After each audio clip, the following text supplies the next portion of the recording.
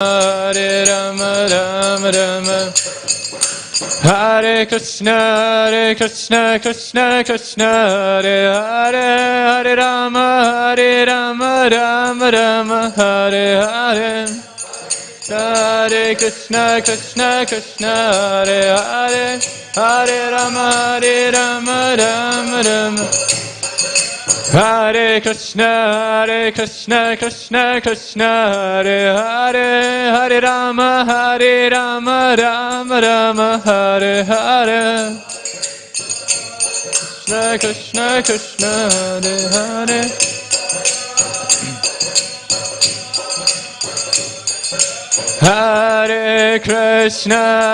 Hare Krishna Krishna Hare Hare Hare Rama Rama Rama Hare Hare Hare Krishna Krishna Hare Hare Hare Rama Rama Rama Hare Jaya Radha Gopinata Radha Gopinata Shri Radha Radha Gopinata Radha Gopinata Shri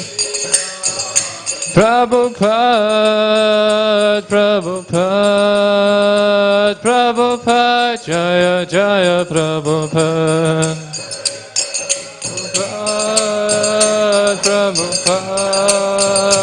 Prabhupada Jaya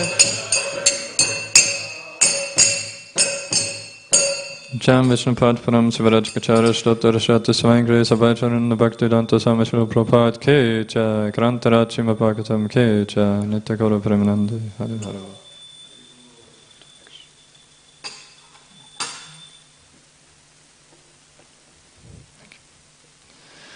Om Namo Bhagavate Vasudevaya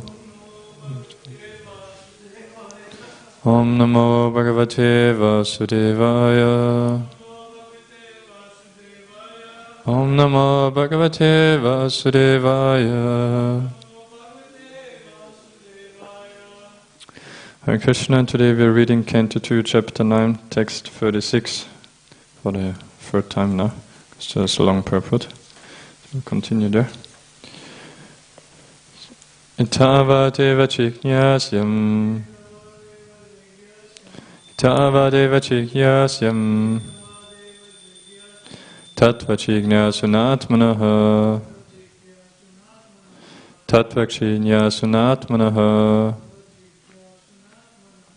Anvaya vyatirekabhyam Anvaya vyatirekabhyam Yatsyat sarvatra sarvada Yatsyat sarvatra sarvada Itavateva chiknyasyam Tattva chiknyasunatmanaha Anvaya vyatirekabhyam Yatsyat sarvatra sarvada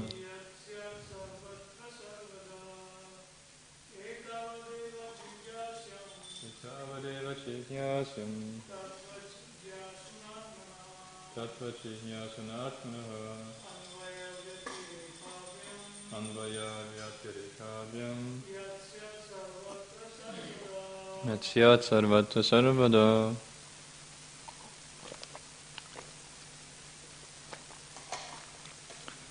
Etavat, up to this, eva, certainly, Chidnyasim is to be inquired, Tattva, the absolute truth, Chidnyasuna, by the student, Atmanaha, of the self, Anvaya, directly, Vyatirekabhyam, indirectly, Yat, whatever, Syat, it may be, sarvatra, in all space and time, sarvada, in all circumstances. Translation and purport was Divine Grace of Acharya Bhaktivedanta Swami Srila Prabhupada Ki Jai. Translation.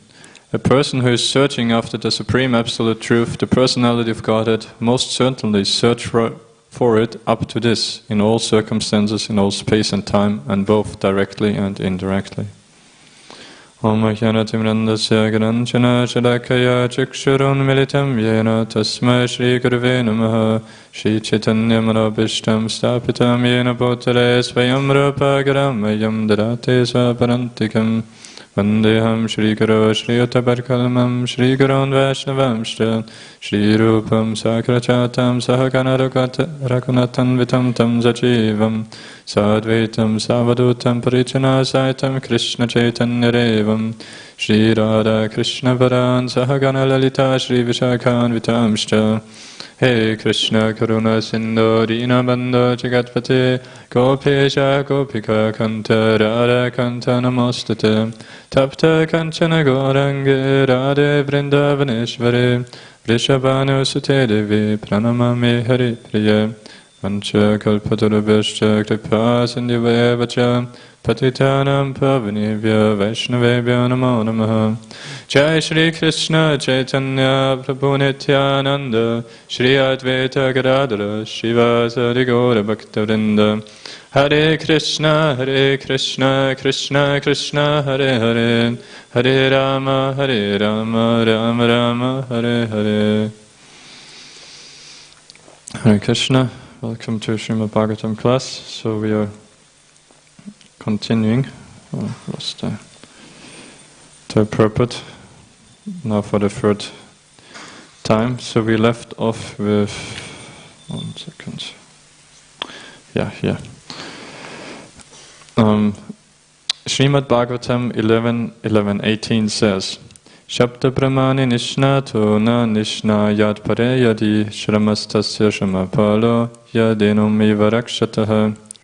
One may be well versed in all the transcendental literature of the Vedas, but if he fails to be acquainted with the Supreme, then it must be concluded that all of his education is like the burden of a beast, or like one's keeping a cow without milking capacity.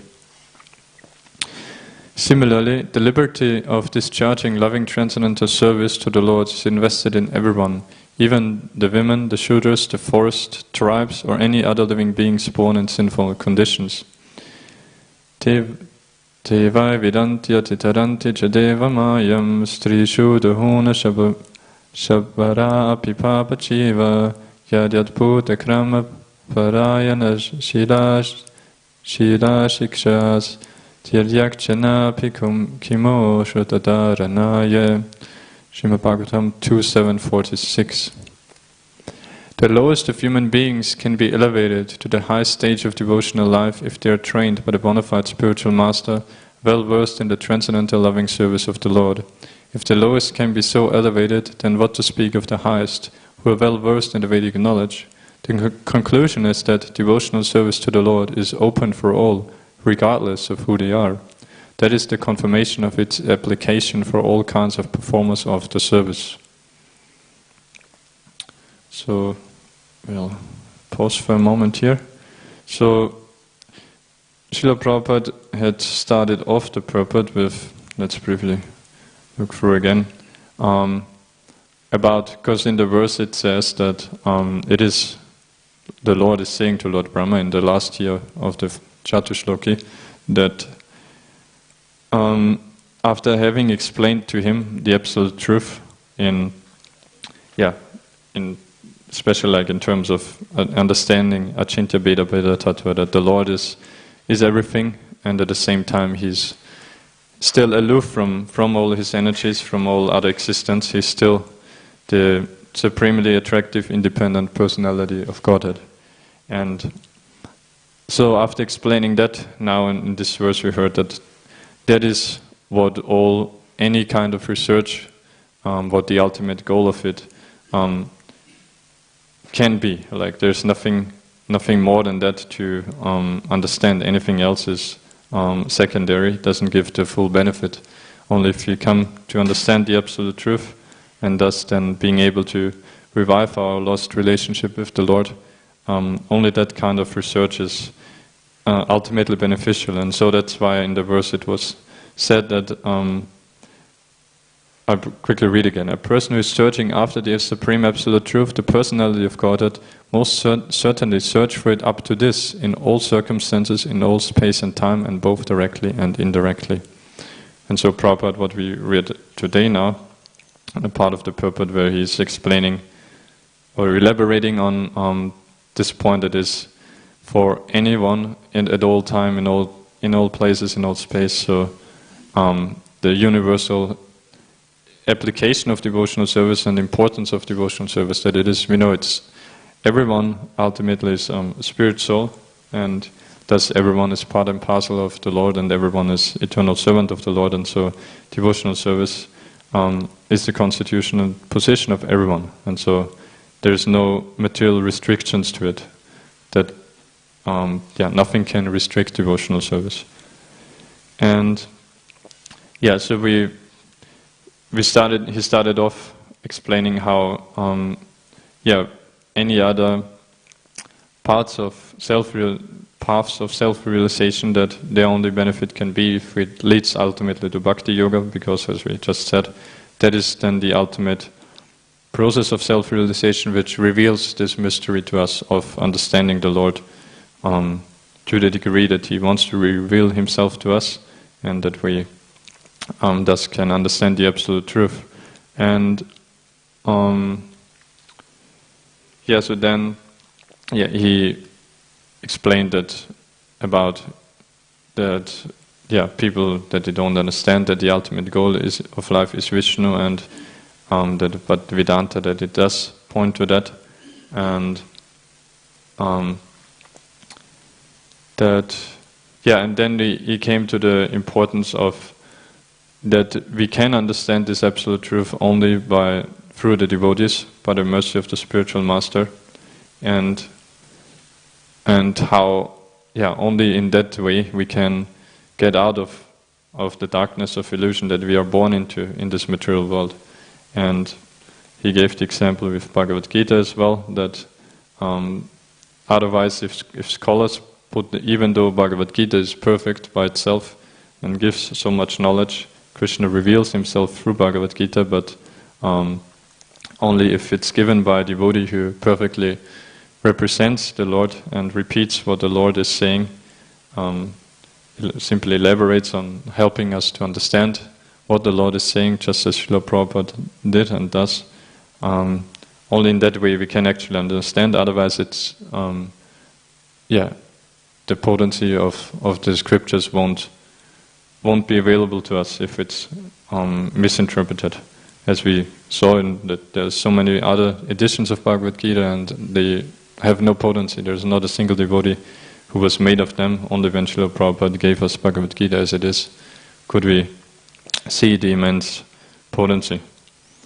And so Prabhupada pointed out that it is even in Bhagavad Gita the same truth we can understand there.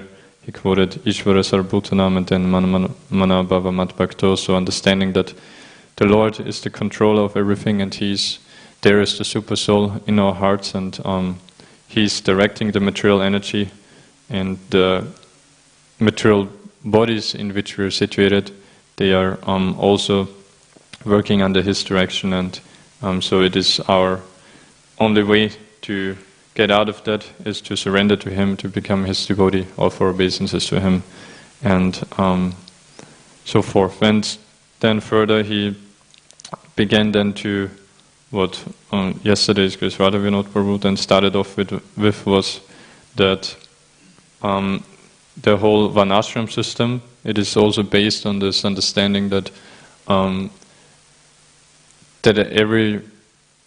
everything depends on the Lord and everything is meant for the pleasure of the Lord. And so even proper Varnashram system is called Sanatana Dharma because it is, first of all, it is created by the Lord Himself, as He says in Bhagavad Gita, Chaturvanyam Maya Srishtam. And also, so in that way Prabhupada in times explained that even nowadays actually we do see that it is in some way or other it is still present, that there is always because it is according to the psychophysical nature of the different people, and that is always there, because this combination of the modes of material nature always is there in such a way, because it's it's a broad categorization of Brahmanas, mode of goodness, Kshatriyas, mode of passion, then Vaishyas, mix of passion and ignorance, and then Shudras in predominantly mode of ignorance. And so that is always there, but actually it's meant to be followed properly with the understanding that the Brahmanas, they are to represent the Lord's intelligence, the Lord's head, and the Kshatriyas then they get empowered through the Lord's arms, they represent his ruling power, and then the Vaishyas represent his belly, the nourishing the other parts of the universal body, and the Shudras represent his legs, serving the other three Varnas to perform their duties properly and provide for all of society. And that is how really universal consciousness is factually achieved, as Prabhupada pointed out there. If everyone works cooperatively with the understanding that it is the Lord who is the center, and everyone simply has to do his duty in that consciousness. And then he pointed out about that nowadays this so-called advancement of knowledge is simply completely misused, and it very powerful sentence he put there. For example, he said that all advancement of knowledge in the present context of things is being misused by cats and dogs fighting with one another for sense gratification. And so because as we know, if we don't engage our energies in self-realization, then it is simply no better than animal life, because it's still the same four tendencies that we would follow, namely fearing, mating, eating and sleeping. And also like in the very beginning in the purport, he started off saying that to engage in self-realization is the responsibility of every living entity developed in consciousness. And it is the human beings who have naturally the consciousness developed to such a point that we can inquire into the absolute truth and engage in self-realization. And if we don't do, then we are only no better than animals, but actually we are worse than animals, because as we know, animals and other lower species, they simply they don't create karma, they simply have to go through that species, through that development to eventually reach the human form of life again. It's simply given by nature, they simply act according to instinct. They don't have intelligence to discriminate what's good, what's bad, all of that. Their senses simply act according to their sense perception in terms of where can they get food, where can they mate, where can they sleep, when do they have to defend. So that's all of their capacity, and so for them, they simply live like that. It's as it is given by Mother Nature. But if human beings live like that, then we see as nowadays, as Prabhupada further says in that sentence, but if we misuse our knowledge in science and all those different fields, then it is all those activities are being spoiled by being used as dresses for dead men. And not only that, but even it actually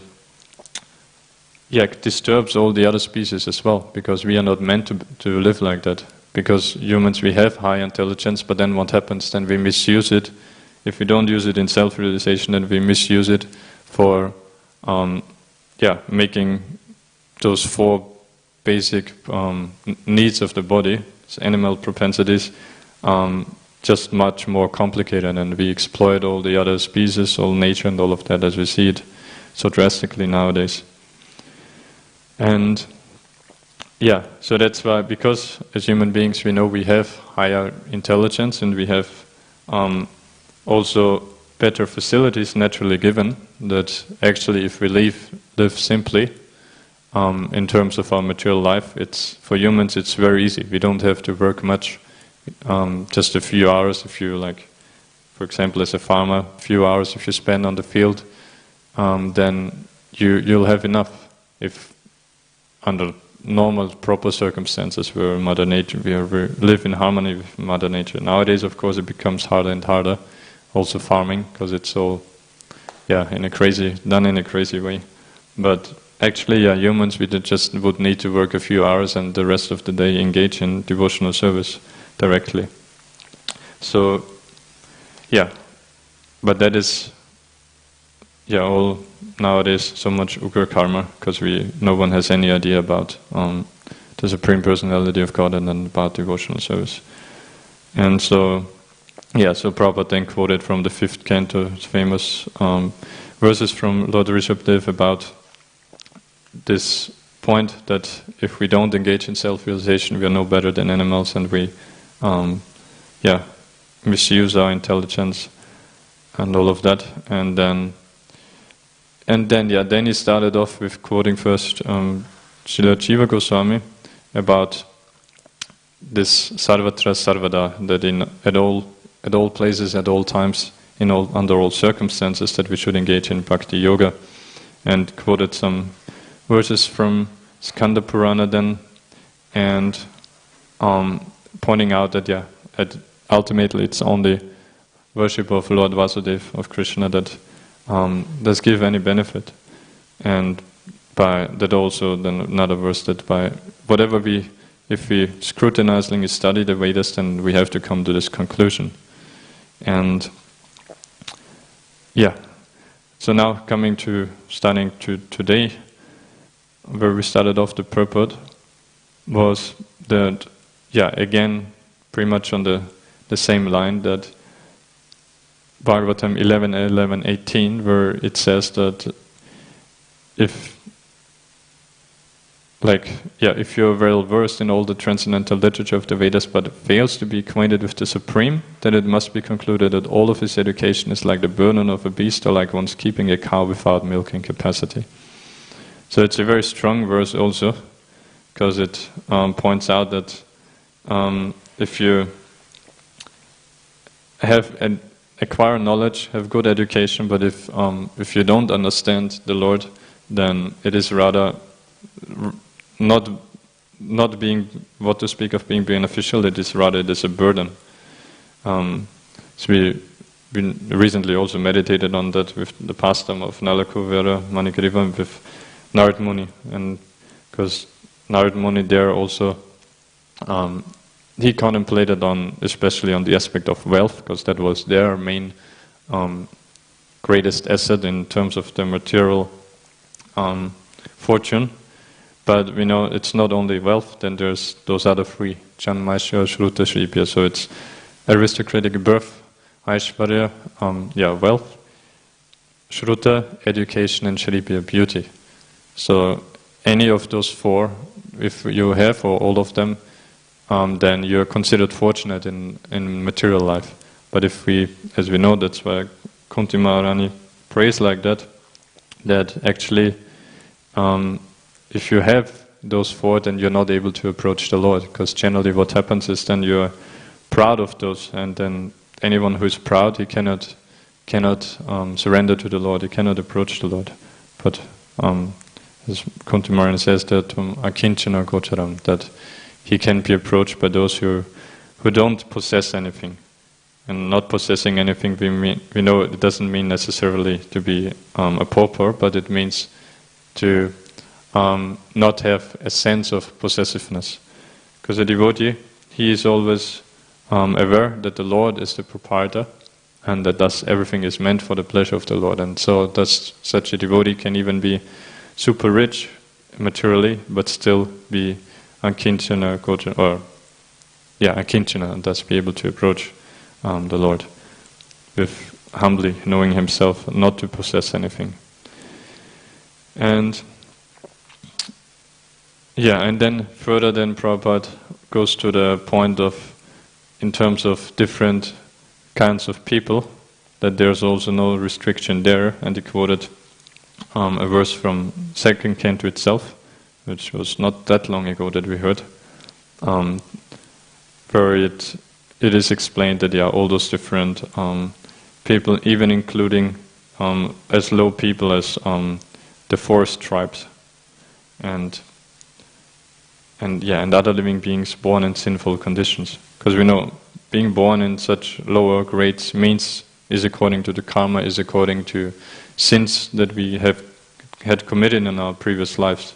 So, which generally, of course, makes it more difficult to understand the Lord. But devotional service is so powerful that if you come in contact with devotees and if you accept their mercy, then there's no restriction. Then still, you can fully take up to devotional service. And as we discussed more elaborately during the Holy Name week, specifically by chanting, that we know as soon as we chant the Holy Name, not only are all the sinful reactions of all our lifetimes eradicated, but that is kind of a side effect. But actually, immediately you get the seed of bhakti develops, that you make advancement in spiritual life.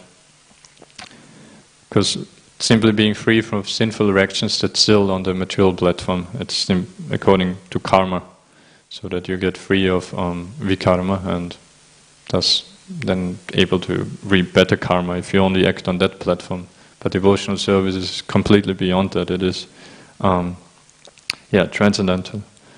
And so, and Krishna himself also similarly says, we know in 9th chapter, how does the words go, where he also explains that, whatever birth you take, that if you take shelter of him, it goes, Mam hi partha vyapashritya yepishuhu papayona yaha striya vashyas tata shudras te piyanti param gatim. That one who fully takes shelter of me, Mam hi partha vyapashritya yepishuhu papano yaha. So, in whatever birth, even if he takes a sinful birth, such as striya vashyas tata shudras, so as women, Vaishya or Shudra, that still you can attain the highest goal, the highest perfection, if you take shelter of me. So Krishna personally also assures us of that. And so I think we'll continue there. And so Prabhupada then further said about, so if that applies even to lower births, to sinful births, so what to speak then of those who already have proper Vedic knowledge. Which again shows, if you have knowledge, then you need to properly utilize it. Otherwise, knowledge by itself doesn't impress the Lord, doesn't give you any benefit. Rather, if it just gives you pride, then it is just like a burden, as we heard previously. So continuing. Therefore, the devotional service of the Lord with perfect knowledge through the training of a bona fide spiritual master is advised for everyone, even if one happens not to be a human being. This is confirmed in the Garuda Purana as follows. Kita pakshim riganam jahara sanyasta chetasam urdvam eva katim manye kimpuna jnaninam rinam. Even the worms, birds and beasts are assured of elevation to the highest perfection of life, if they are completely surrendered to the transcendental loving service of the Lord. So what to speak of the philosophers amongst the human beings? Wow, so quite amazing verse. That, so what to speak of human beings, even the very lowest species like worms can get all perfection if they somehow or other get the fortune to be engaged in devotional service. So therefore, there is no need to seek properly qualified candidates for discharging devotional service to the Lord. Let them be either well-behaved or ill-trained. Let them be either learned or fools. Let them be either grossly attached or in the renounced order of life. Let them be liberated souls or desirous of salvation. Let them be inexpert in the discharge of devotional service or expert in the same. all of them can be elevated to the supreme position by discharging devotional service under the proper guidance. So, yeah, amazingly Prabhupada again elaborates how universal devotional service is and how powerful that it. Yeah, in one sense, it really doesn't matter. It's like if you're, like even it says, ill-trained, or if you're full, or if you're grossly attached, or if you're, if liberated or desirous of salvation, so if you're still fully entangled, or if you, don't actually know how to discharge devotional service, all of that, it doesn't matter. But what does he conclude with? As long as we act under proper guidance. So that's, again and again, it's pointed out, it's so important that we always take guidance of the spiritual master, of the senior devotees. Otherwise, it's actually not devotional service, because otherwise, we are, as we said, we are not able to understand the Lord, we are not able to understand how to approach Him, how to please Him in devotional service in our impure state. So, but it is still fully open to us. He is so merciful to wanting us to serve Him in whatever situation we are in, as we hear, in whatever condition. But we simply need to take the guidance of His pure devotees. Okay, let's continue. So this is also confirmed in the Bhagavad Gita 9:30 and 32 as follows. Apichet sudaracharo bachade mamananyabhak sadureva samantaviha samyak vyavyasito hisaha mam hiparta vyapashritya yepishu papayonayaha striyavashyastata shudraste vyanti param gatim.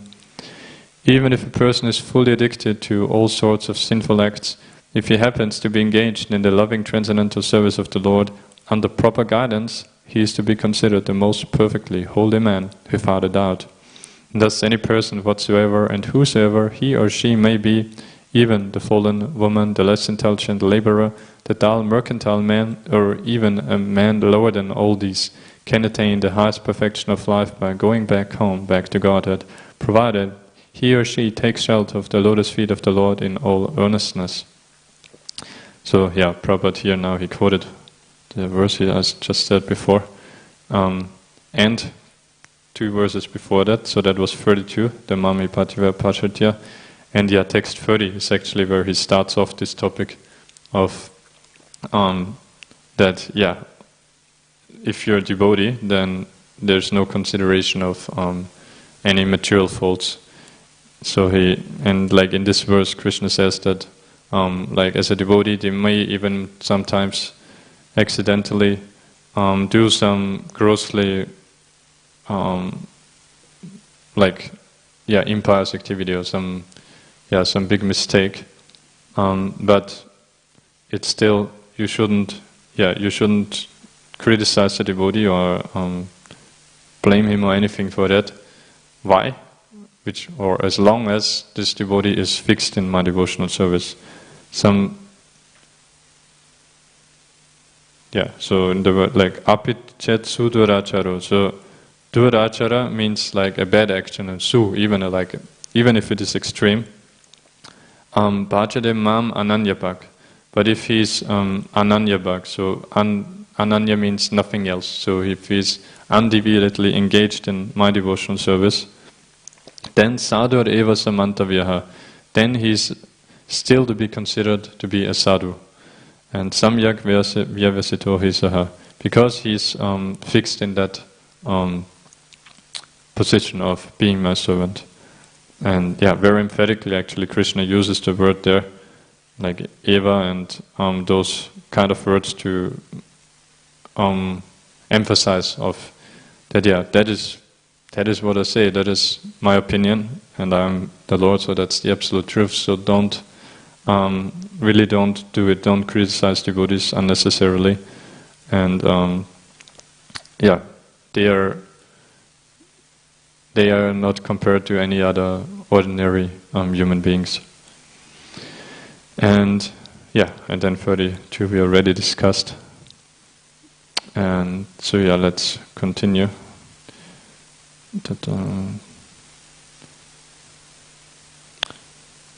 This sincere earnestness is the only qualification that can lead one to the highest perfectional stage of life. And unless and until such real earnestness is aroused, there is a difference between cleanliness or uncleanliness, learning or unlearning in the material estimation. Fire is always fire, and thus if someone touches the fire, knowingly or unknowingly, the fire will act on its own way without discrimination. The principle is Hariya Harati Papani Dushtajitarapi Smritaha. The all-powerful Lord can purify the devotee of all sinful reactions, just as the sun can sterilize all sorts of infections by its powerful rays. So, yeah, Prabhupada gives the example of fire and of the sun, that it always acts no matter how contaminated something is. Anything can be burnt by fire, and then anything can be sterilized by the sun. You know, like for example, when water may be very dirty, contaminated, but if it's evaporated by the sun, then simply the water vapor goes up and forms the clouds, and this place can still be purified by the power of the sun. And yeah, similarly, devotional service, as we heard, can purify anyone, no matter how sinful he was. As long, but Prabhupada stressed here in those recent sentences, the word with sincere earnestness, that one has to take shelter of the lotus feet of the Lord. Lotus feet of the Lord, and as we said, that particular means of the Lord's devotees. As Prabhupada always here pointed out, and the verses that only under proper guidance, which means under the shelter of his devotees. So continuing, attraction for material enjoyment cannot act upon a pure devotee of the Lord. There are hundreds and thousands of aphorisms in the revealed scriptures. Atmaramascha munayaha. Even the self-realized souls were also attracted by the transcendental loving service of the Lord. Kechit kevalaya bhaktya vasudeva parayanaha. Simply by hearing and chanting, one becomes a great devotee of Lord Vasudeva. Na chalati bhagavat padaravinda lavanim mishardam appisa vaishnavagriyaha. A person who does not move from the lotus feet of the Lord, even for a moment or a second, is to be considered the greatest of all Vaishnavas. Bhagavat parshadatam prapte matsevaya pratitam te. The pure devotees are convinced of attaining the association of the personality of Godhead, and thus they are always engaged in the transcendental loving service of the Lord. Therefore, in all continents, in all planets, in all universes, devotional service to the Lord or Bhakti Yoga is current, and that is a statement of the Srimad Bhagavatam and allied scriptures. Everywhere means in every part of the creation of the Lord. The Lord can be served by all the senses, or even simply by the mind. The South Indian Brahmana who served the Lord simply on the strength of his mind also factually realized the Lord. Success is guaranteed for a devotee who fully engages any one of his senses in the mode of devotional service. The Lord can be served by any ingredient, even the most common commodity, a flower, a leaf, a fruit, or a little water, which are available in any part of the universe and without cost. And thus the Lord is served universally by the universal entities. He can be served simply by hearing. He can be served simply by chanting or reading about his activities. He can be served simply by adoring him and accepting him. Wow. So, yeah, Prabhupada, so beautifully how he, glorifies devotional service here, one point after the other.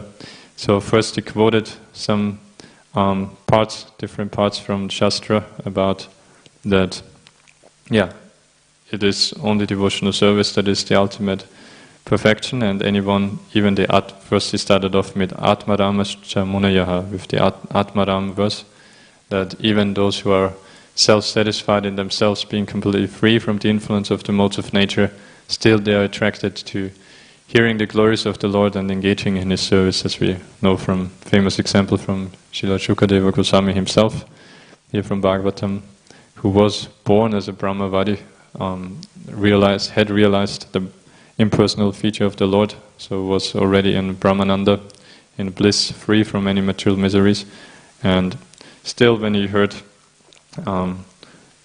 specifically the verse about where Uddhava describes the Lord's mercy, and that he showed upon Putana, that Yamstanaku.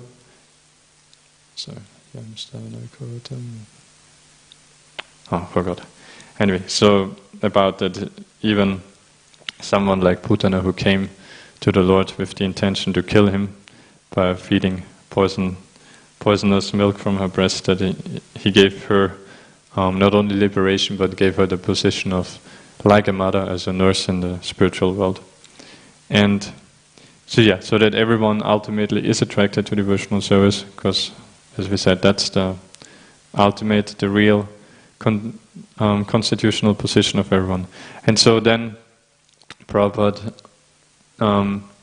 pointed out that not only everywhere in all of creation devotional service is performed, but also it can be performed by any of the senses, by all our senses. And if you're not able to do with our gross senses, then still you can even just serve him by the mind. And it gives the example of the South Indian Brahmana. So that's a beautiful example where when, how does it go? Where this Brahmana, when he desired to offer very nice preparations to the Lord, to his deities, but he was unable to do so, to cook. I can't remember the full story. Was he had some handicap? But anyway, the point was that he then did it in his mind. He meditated, and he did it so intensely. The whole service, like cooking the sweet rice for the Lord, and that he then, when it came to the point that he wanted to offer, but then he wasn't sure. Sweet rice, it shouldn't be served like fully hot. So he wanted to check it, and in his meditation he, with his finger, put into the sweet rice to check the temperature, and actually it was fully hot. It burned his finger. So at that point, then his meditation broke, because I'm not sure if it actually broke, but the point is when he came out of meditation, that actually, literally, his finger was burnt, and that when the Lord heard about how this Brahmana was worshipping him so intensely, simply in the mind, he immediately called upon him to bring him to Vaikuntha. So that's also another example of how unrestricted devotional service is, that even if you're unable to, let's say if we have material handicaps even directly of the body, or for the circumstances don't allow us to come to the temple or to do different services, then still we can always do it even just in the mind. But Prabhupada, when he talks about like this pastime in different lectures, he also always points out, because he knows that the tendency of us conditioned souls is that we always take advantage for our sense gratification. And so the tendency would be that we say then, okay, I can just do in the mind, I don't need to do physical service. But of course, if we can do, then we should always do. If with our other senses as well. Otherwise, we just get lazy and we don't actually properly serve the Lord. So that is, but it just shows how unrestricted devotional service is, and how the Lord, He doesn't actually need our service. He's simply giving us innumerable different ways, opportunities to again revive our loving relationship with Him. And so also Prabhupada then quoted the famous verse, Patram Pushpam Palamto Yome Bhaktya Prayachati Tadaham Bhakti Paritam Prishnami Prayatatmanaha, which is actually just a bit before in Bhagavad Gita in the 9th chapter, before those verses 9:30 and 32 that we heard. I forgot the verse number. I think it's 9:26, where the Lord, after having before described the difficulties of demigod worship, so then the contrast He gives starts off with this verse of how easily He can be approached and served, even with a leaf, a flower, a little water. So with the only condition or the only ingredient that he's actually looking for being bhakti, as he stresses in that verse several times. And that's why Prabhupada also, Isvaresvara Prabhupada stressed about insincere earnestness. If we want to approach the Lord, if we want to serve the Lord, then bhakti is unrestricted, and any of the material conditions cannot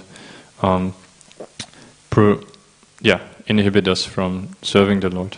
And so on time, stop here. Thank you for your attention. Grantarachima Bhagavatam Ki Jai, Srila Prabhupada Ki Jai.